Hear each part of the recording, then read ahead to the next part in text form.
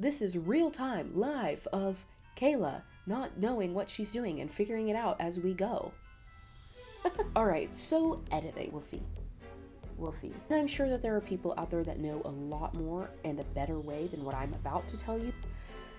I don't know what I'm doing. I really wish this video could be me bragging about how my first draft was so easy and so simple and so amazing, but that's not the case.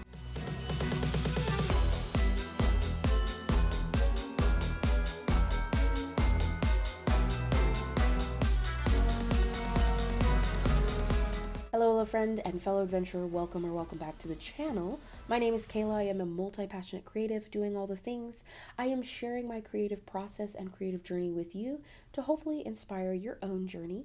Around these parts, I like to go the pace of grace, which is usually really slow, and to work within the current capacity that I have. If you're new around these parts, well, welcome to the 12 days of Vlogmas, where I am sharing my story about how I got depressed and accidentally wrote a fantasy duology. Now I'm planning on self-publishing that next year if all goes well. Today I'm going to be talking about the editing process specifically because this was something I was not prepared for or ready for when I started writing. Well, I wasn't really prepared for anything because I was writing for myself, never planned on publishing or letting anybody else read this, so yet again, here we are. If you haven't watched the other Vlogmas videos, I encourage you to at least start with the first one because that is my origin story, tells you a little bit about how on earth I even got here. And then maybe also check out yesterday's because I talk about Nassim and why I feel like everybody should be obsessed with her and love her. All right, so editing. Everybody hopes that they will just write this amazing out of the park first draft. Like, I don't think I've met anybody, whether you are like writing to be an author or just writing a caption for Instagram, I don't really know anybody who's just knocking it out of the park every single time. At some point, you have to go back, read what you've written, and fix some things because newsflash, we're humans and we make mistakes. I do work within the publishing sphere, so like I'm aware of how much work it takes to get a book from point A to point B, but I'm in the social media marketing department, so I never really was in the back end of knowing, oh, you write a draft and then you do an edit and then an edit and an edit, and then by the end you have like a long list of drafts. I was not aware until I wrote my first one and realized, oh my gosh, there's so much more. There is so much more. I'll give you a little bit of my kind of outline, my goal of where I hope to be within my edits, how I'm planning on processing this. I've gotten some of this from a friend of mine who is my buddy reader, and she is also one of my beta readers. And I've listened to a lot of other people talk about their editing process. And I'm sure that there are people out there that know a lot more and a better way than what I'm about to tell you. But again, you're here to watch my journey as a newbie fumble in real time. That's why I'm recording this, so that hopefully I can inspire somebody who's too afraid to start because they feel like they don't have their life together or they don't have everything together. I hope this inspires you to see, hey, I don't know what I'm doing either, and I'm just having fun and I'm figuring it out along the way. And so can you. Let me give this caveat by saying I do not have the money to pay the kind of editor that I would like to have, like a line edit towards the end for grammar. So I am enlisting the help of my best friend who was a high school teacher. Grammar? Shoot, Hannah, what was it? Anyways, it was in English. It was English, and she's a grammar person. So she's going to be doing kind of like my final edit to help me with that. I might have one other person who can do that for me. So you just need to know, like, my budget for this is like $0 because, again, I never planned on being here. The other caveat you need to know is I am not planning on querying this book at all. I'm planning on self-publishing and just kind of seeing where it goes, seeing if this is a story that anybody's really interested in the first place, other than like the 10 people who have said they'd be interested in it. And if it starts gaining some kind of traction, then, you know, maybe. But right now I'm not really interested in querying or doing traditional publishing. There are pros and cons to it, but honestly, I just want full control right now. So with those caveats, let's dive in. The first biggest thing, which is fairly obvious, is to finish your first draft. And it seems so simple, but you'd be surprised how many people never finish their first drafts. And you can go as fast and slow as you want, but most people never finish a first draft. Like, most people who start a first draft don't finish a first draft. I know that I've seen some statistics somewhere about the number of people who have an idea for a book or would love to write a book, who've even started on a book but never actually finish that first draft. It's a lot. I think one of the most important things that I have learned on this journey is, even if you don't know what you want to do in the long run, right? Like, if you want to be a traditional author, like traditionally published, or you want to be on Kindle Unlimited only, or, fill in the blank, you need to finish the first draft. You need to actually finish writing the thing. I will say, once I finished that first draft, I was like, oh my gosh, okay, I think maybe I can do this. It gives you so much confidence when you can finish writing the story in the first place. After I wrote the first draft, I took a little bit of time away just because my brain was exhausted. I went and I printed it out because I needed a physical copy. And then I think I took maybe a week away, and then I started diving into my first edit, my developmental edit. This is where I was slashing a lot of stuff, because the goal in my first draft is, don't worry about perfection, don't worry about any of that, just get it out. Keep writing, don't stop to edit, keep writing. So when you do that and you come back around, you're gonna find a lot of errors, or at least I did. I found a lot of errors. Again, there were things that I introduced at the end of the book that weren't in the beginning of the book. My whole magic system, so I had to add in the magic system. It was a wild ride. I think it took me about a month to a month and a half to do that first developmental edit. And one of the things that a lot of writers and authors will talk about, Stephen King talks about killing your darlings, which means if it doesn't serve the story, you have to be willing to let it go. In a different Vlogmas video, I am going to talk about a couple of the different scenes, spoiler free, but I'm going to talk about a few of the scenes that I actually cut, people I got rid of, changed names, just to show you how this process worked for me and how I realized, there's some things in here that really don't serve the story. There were some sections of info dumping that I had specifically written. This is info dumping. You're going to need to fix this in your next edit. And I was like, thank you, past Kayla, for that. Appreciate it. The developmental edit was awesome, and it was also hard. Awesome because as I was reading it, I realized this is not as bad as I thought it was while I was writing, because there's this cycle that I like to say artists go through is like, I'm excited. Ooh, I'm doing the thing. This is good. This is the worst thing ever. I am not an artist. Why would anybody? This is trash. This is disgusting. And then I have some space and then I come back and be like, that's not bad. That's kind of the cycle that a lot of artists go through.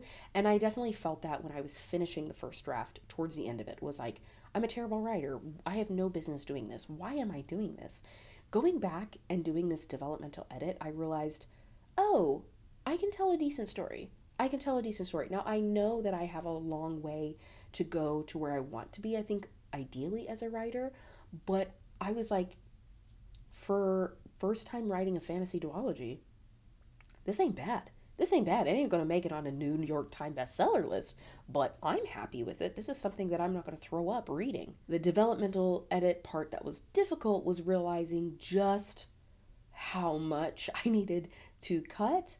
And when you are a pantser like me, when you're not really having a strong outline before you begin, that is going to bite you in the butt now. Again, this is how I would prefer to do it. I'd rather have more of a flow and just let the story take me where I want to go at the beginning, knowing that my first developmental edit is going to be rough.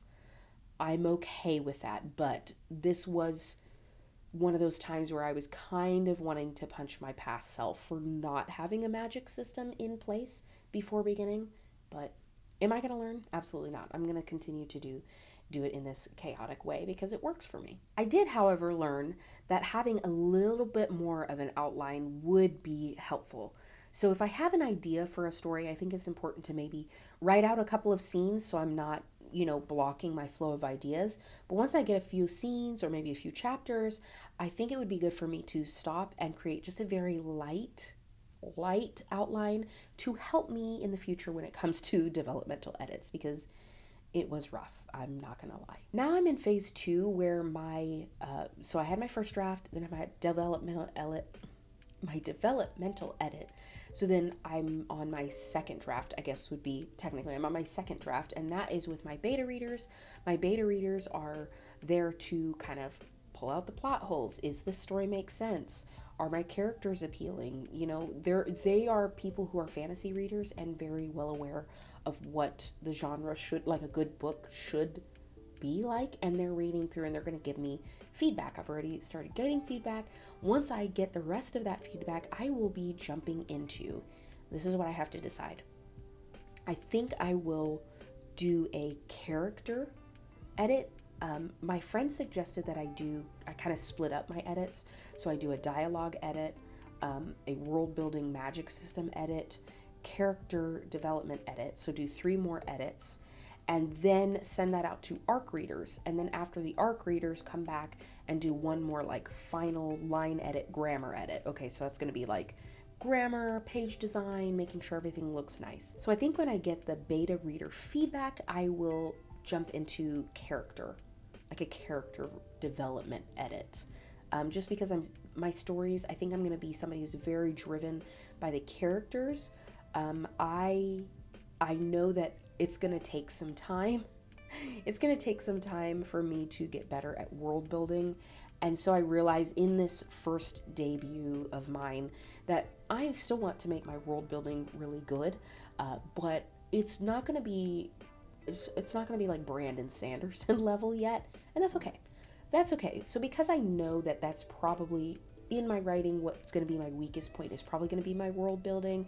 I think I really need to make sure that my characters and my character development is really solid. And I think I'm actually pretty good at that. So I want to make sure that that's solid. I'll probably start there. So far, the beta reader feedback has been positive. They have had some things to point out like, hey, I don't know if I really know what Nassim looks like, which is funny because I have a very clear, in my mind, what I want her to look like. And as I talked about yesterday, like I have a very clear idea of what I want her to look like. But when it comes to simply just reading, if I'm not explaining to you or giving you like a Pinterest board of what I think she looks like, obviously I've missed a few things of communicating like physical features. So I've got to work on that. There's been a couple of times where I think I switch voices and I'm not doing different POVs, but I guess a couple of times I've switched into a different character's POV without meaning to. So I've got to, there are a few things like that I've got to adjust. But I will say one of my favorite beta reader feedback to this point was she thought that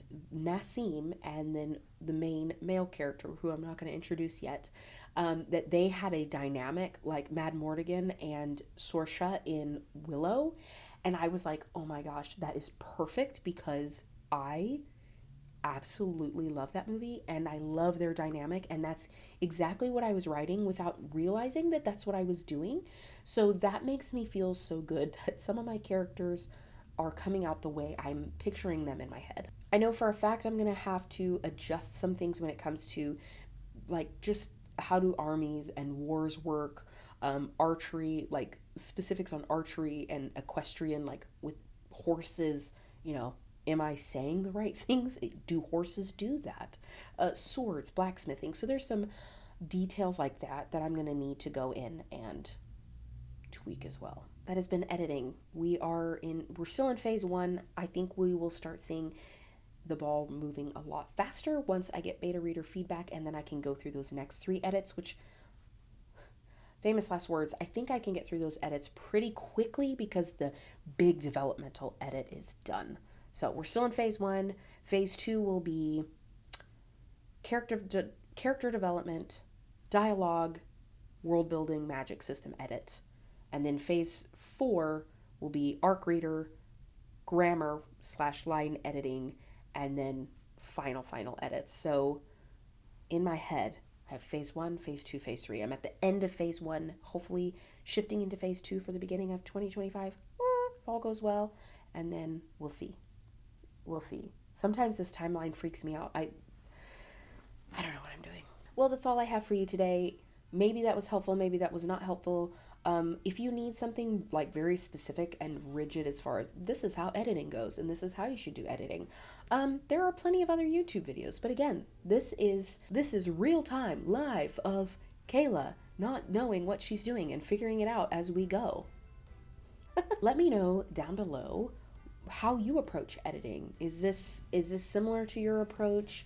I think editing is different for every person. I think every brain is different, and how everybody approaches the editing process is probably dependent on how their brain works. And so this works for me. It's a little more loosey-goosey. And again, I don't have any really hardcore timelines. I'm not querying. I'm not trying to get traditionally published. So a lot of that pressure is off. So I can be a little bit more loosey-goosey with it. I can barter with other people for edits and different things of the sort. I'd love to know, if you are an indie author specifically, how do you do your edits? What's your process? I would love to learn from you, know more.